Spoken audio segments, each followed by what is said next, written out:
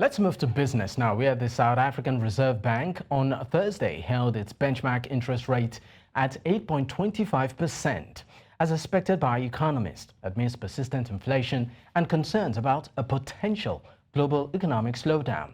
The decision marks the third consecutive meeting in which the SARB has kept rates on hold. Last month's annual inflation rate inched closer to the upper end of the central bank's 3% to 6% target range, divergent from the preferred midpoint around which it aims to anchor inflation expectations.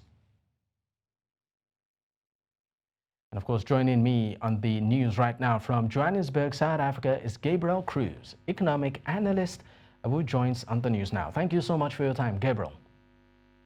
Greetings. Thank you. All right, now, why has everyone concluded that the SARB will raise interest rates? Yeah, so most economists thought that they would raise interest rates because the expected effect that that would have would be to have a downward pressure on inflation. As you said in the intro there, the inflation target in South Africa is between 3 and 6%. And we're sitting at 5.9%. So it's right next to 6%. And in the last time the Reserve Bank checked, it was 5.4%. So it's gone from 5.4 to 5.9, and that's getting right on the edge of the band. And they say actually they want to be in the middle of that at 4.5%. And when you increase interest rates, that has the effect of making it harder to borrow money. And when there's less money being borrowed, that means there's less money around. When there's less money around, that means money has more power, the money that's still around. That's anti-inflation. So that's why people thought, I expected, I made the call yesterday in some local newspapers that that the repo rate would be pushed up by 25 basis points. But instead, the governor of the Reserve Bank, Letsetsa, said, we see that we're getting right on the edge, but we're hoping that this is just a bit of a price shock, and that the fundamental fact is the repo rate is very high, and there is a slightly better than expected trade balance. And so we think that there's going to be some downward pressure. And so we're just going to leave it as it is and check again in a couple of months.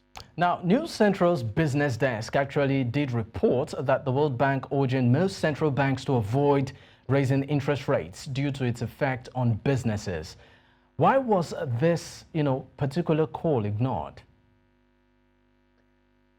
Well, look, it wasn't entirely ignored in the sense that they didn't push the rates up, but it was ignored in the sense they didn't bring it down, and they did talk about maybe pushing it up next time. So there's a bit of a caution there. I mean, I think that the World Bank is saying don't push up interest rates because they're afraid that it'll cause a recession.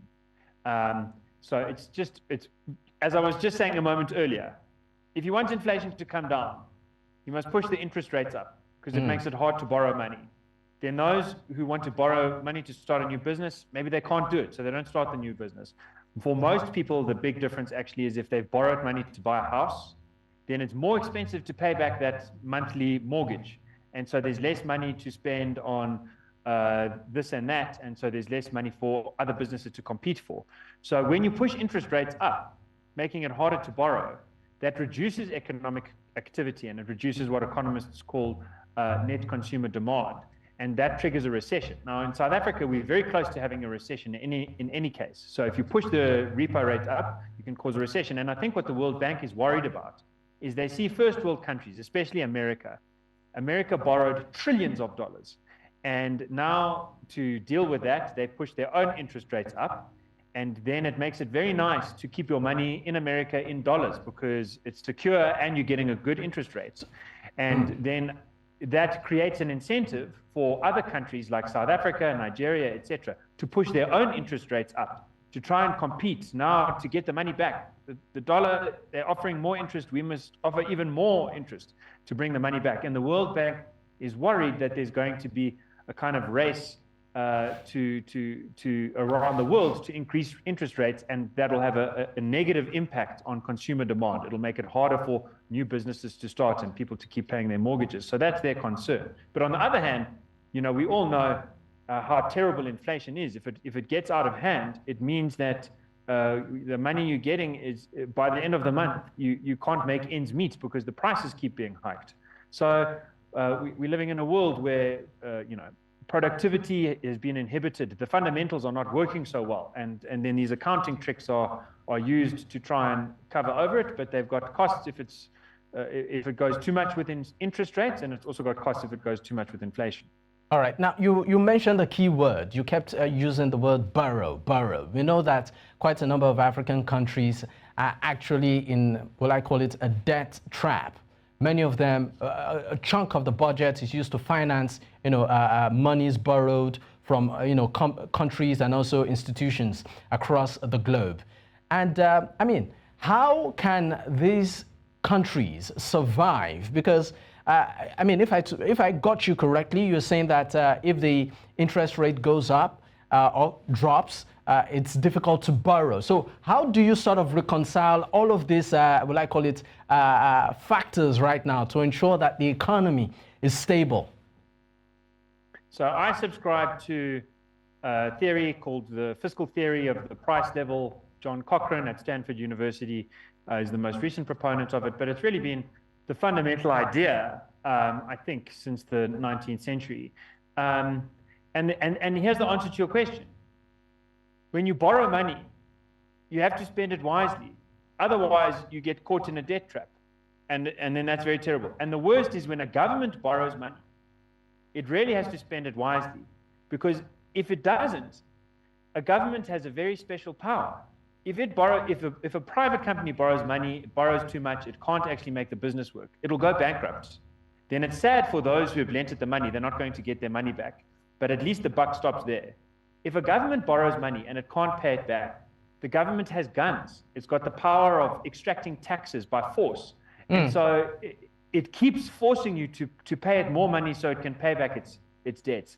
And that's why in a democracy, you need to have citizens who audit their government. And they say, how are you spending your money? Are you fattening your own pockets, or are you actually building infrastructure, improving education, doing things that's actually going to improve the economic performance of ordinary people? Because if it's the latter, okay, it can make sense to borrow. But if it's the former, then that borrowing is definitely going to come back to bite us. And I think that the problem that you've just described of debt traps in Africa and the increasing debt issues happening in America and that have long since constricted growth in Japan, it was because citizens were not taking advantage of democracy to sit on top of their governments, to sit on top of their leaders, not underneath, on top, and count the money, audit the money, see how it's being spent, and then punish those leaders who are not spending it wisely by voting in alternatives. Unfortunately, life is a game of trade-offs, and it's not going to work unless the ultimate auditors do their jobs, and that's ordinary people. Although it's quite a difficult thing to do. All right. Now, I would just, of course, Friday's upon us right now. Before I let you go, what are your predictions? What will South Africans be hit with when it comes to the market? And should they be more cautious in terms of spending? And of course, what do you foresee in terms of inflation? Would, of course, appreciate this if you can, respond in 30 seconds. Sure. So the short answer is Black Friday tomorrow. There will be some big purchases in South Africa. We have gotten into that pattern. And there is always an uptick in the Christmas season in consumer demand. I think that the inflation rate is going to go over the 6% threshold, and the South African Reserve Bank is going to be forced to increase the repo rate, which is going to have a downward effect on economic growth in 2024. And we're going to see a recession by the second quarter, and it's going to be very tough in the winter for ordinary people to make ends meet. Thank you so much for your time, Gabriel Crouse.